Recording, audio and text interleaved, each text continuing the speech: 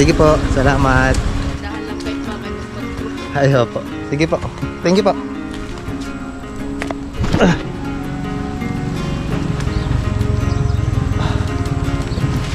Ayos to.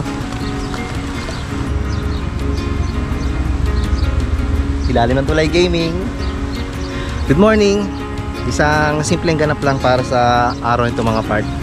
At ayun, magre-relax lang ulit tayo. At ngayong umaga ay special na araw ito para sa akin mga part. Hindi muna tayo masyado maglalalayo. At dito lang tayo ulit sa parteng may malapit lang sa lugar namin.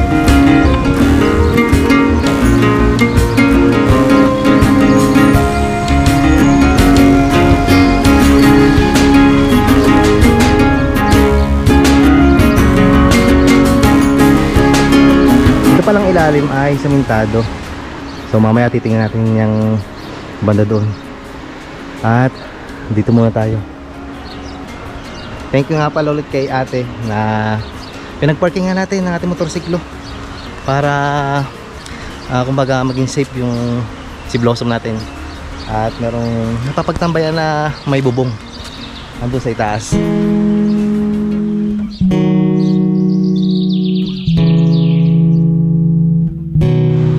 Grabe ang troso, sumangat.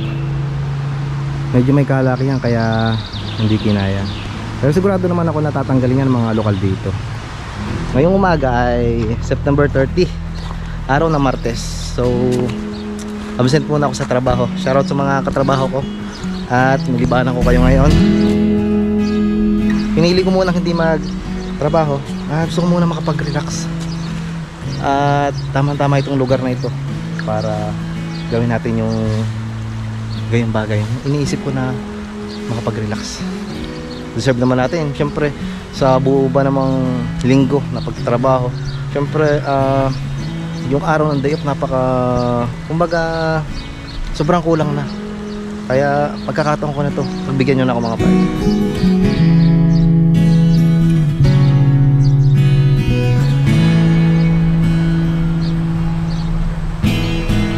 May nakikita akong tao doon sa may parting padulo. Pero hindi ko alam kung saan sila dumaan.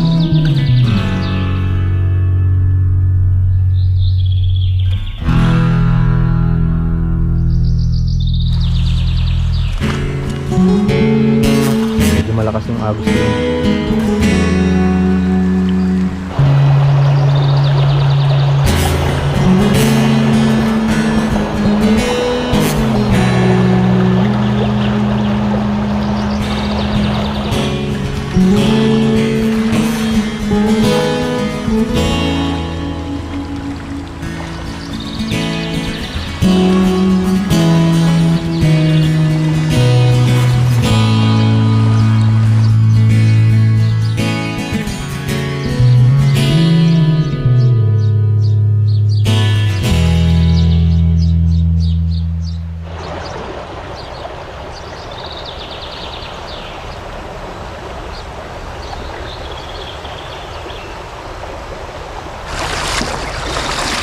Ayan, okay na. Tingnan na natin yung parting yun. At mukhang maganda.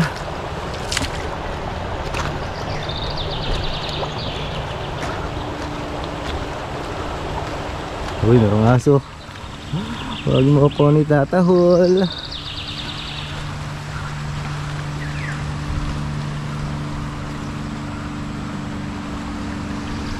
Ganda.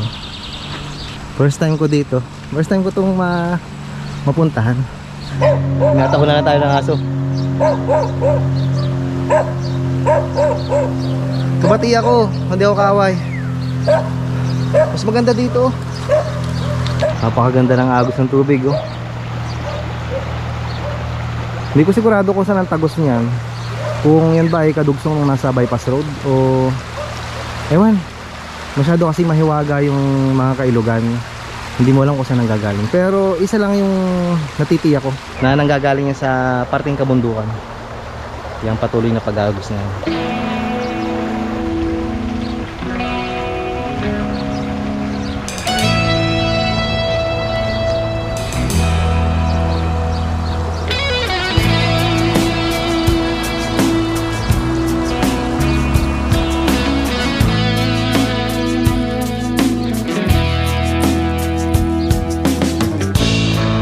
Parang okay na to, tong spot na to. Parang mas gusto ko na dito tumambay. Kaso, may nakalimutan ako mga part. Kanina bago ako pumunta dito ay bumili ako ng tinapay na siya kung aalmusalin kapag andito na tayo at nag-relax. Naiwanan ko dun sa itaas. Doon kinaate yun, oh. Doon lang naman ang kinaate sa may itaas. Kaso, tataas na naman tayo dun sa binabaan natin kanina.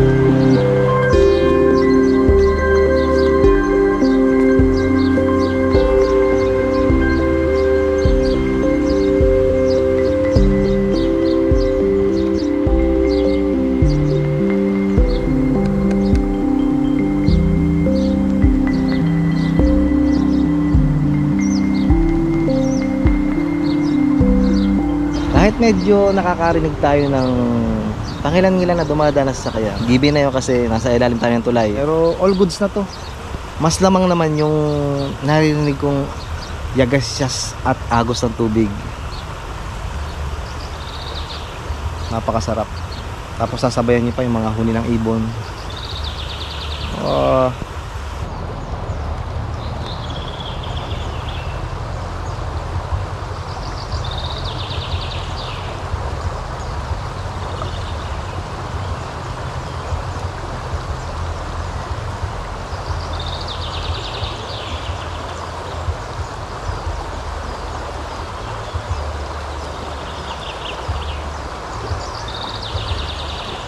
Ang lamig ng tubig.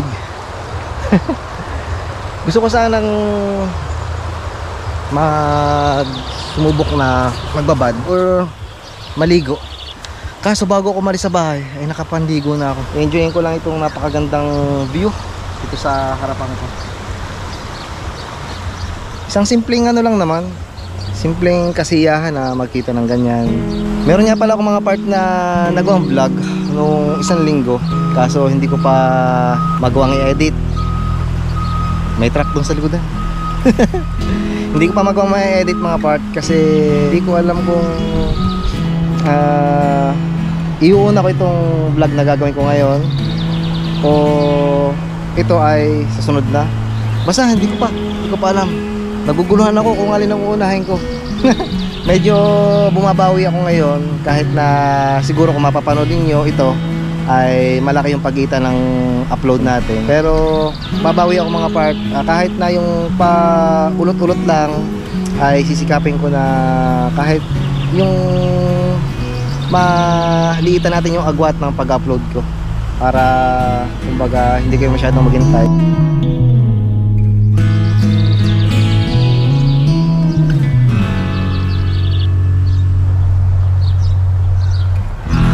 Alam ko kahit pa paano nararamdaman ko na merong naghihintay sa mga video kong ginagawa.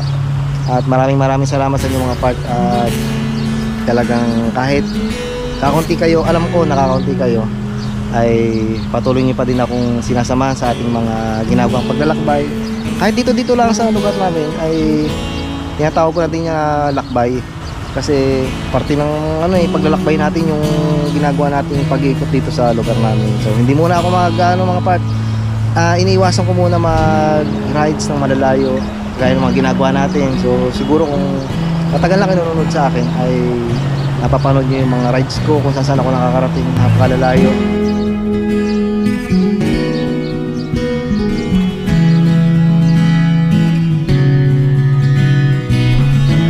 At medyo nakaka-stress din lang na inaabot tayo ng maghapon. So yung aking ginagawang video yon, lagi ko lang sinasabi na hanggang tanghali na ako, pero talagang kalimitan inaabot ako ng alas 3 ng hapon. Alis ako sa bahay ng mga alas 5, alas 3 ng hapon ako bago makauwi. So medyo na-stress ako mga parts, saka medyo napapagod. Kaya kalimitan din ng mga upload ko ay sobrang layo ng pagitan. So gusto ko muna na medyo yung mga kalmahan lang ang datingan. Medyo kagaya to, pasyal ko kayo sa mga gantong ilog dito sa amin. Tapos medyo akit tayo ng kabundukan. Yung mga kagaya na sinabi ko sa aking last vlog na susubukan nating pumunta sa mga rose spot, yung mga hindi kilala. Kaunti yung views nga pala nung last upload natin. Baka naman din nyo pa napapanood. Panoodin nyo naman para alam nyo yung mga pinagsasabi ko doon. Hindi, okay lang. Okay lang naman. Hindi naman ako tawag dito, hindi ako naghahangad ng malaking views. Yung kaunti at hindi naman nawawalaan ay okay na yun. Alam ko na kayo yun, na mga solid na mga partner ko na nanonood dyan.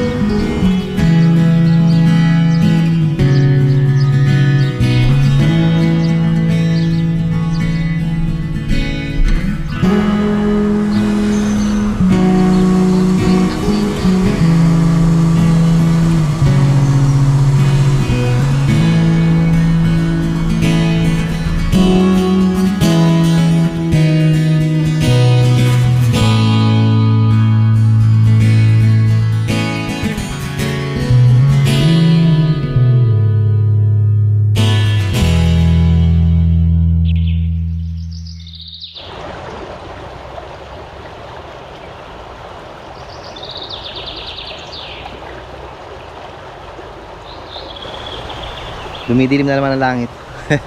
At maya maya na konti ay mag-umpisa na tayong lumarga, o baka tayo abuti ng ulan. Wala akong dalang kapote ngayon, nalis ko yung kapote sa motorsiklo kasi sabi ko nga kanina ay napakainit. Talaga namang walang kumbaga bahid na uulan. Kita nyo yan, no? Visible ba sa inyo? Ang bilis ng ulap.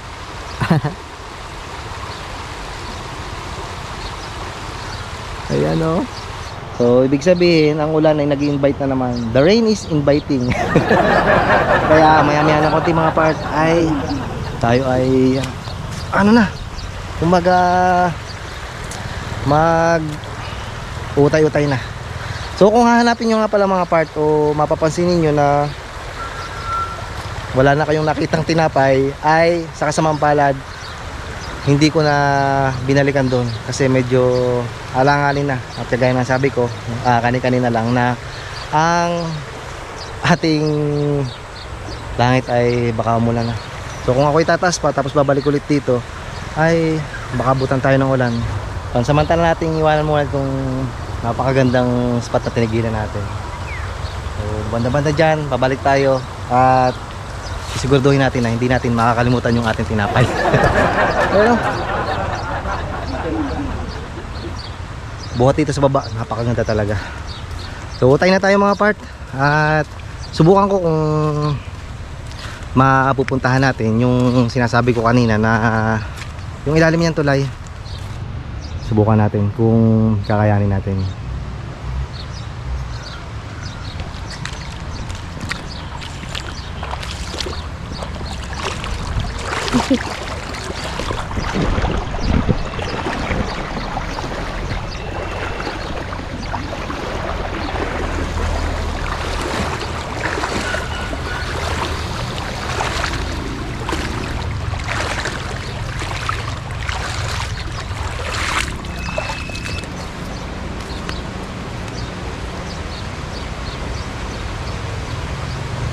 Ay naku, ang lambot ng lupa. Kaya. Ang daming ano. Ano tawag dito? Centipede. Oop. Ayun, samin ko na kasi ito. Oh, napakaganda lalo dito.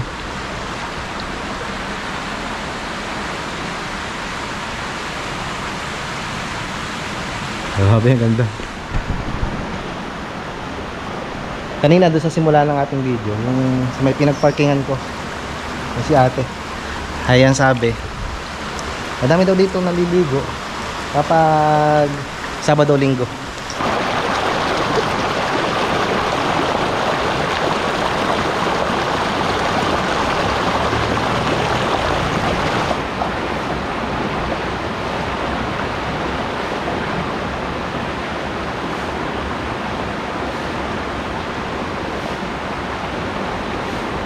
Maganda pa sa parting yon, pero hindi na tayo pupunta doon mga part. Pinakita ko lang sa inyo itong ilalim itong kulay. Napakaganda. At masarap dito mag-outing. Pero kung sakali na kayo ay magkano dito, maliligo or ano man, ay siguraduhin yung palagi kayo nakatingin sa may unahan. Kasi hindi natin alam kung kailangan raragasa yung tubig. So ingat-ingat lang palagi.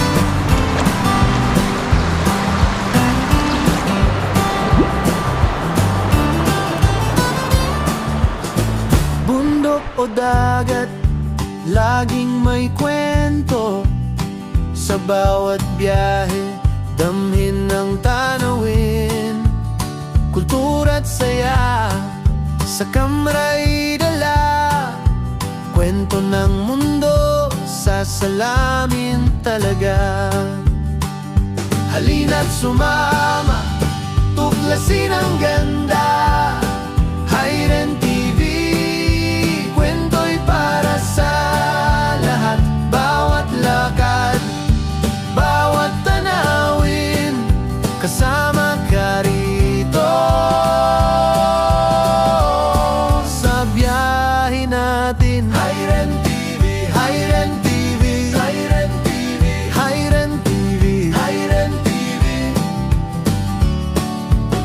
Mga kwento ng tao, tanawin ng bayan, sama-sama rito, magaan ang daan.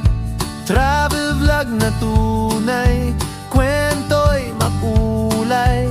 Puso ng paglalakbay, buhay na buhay.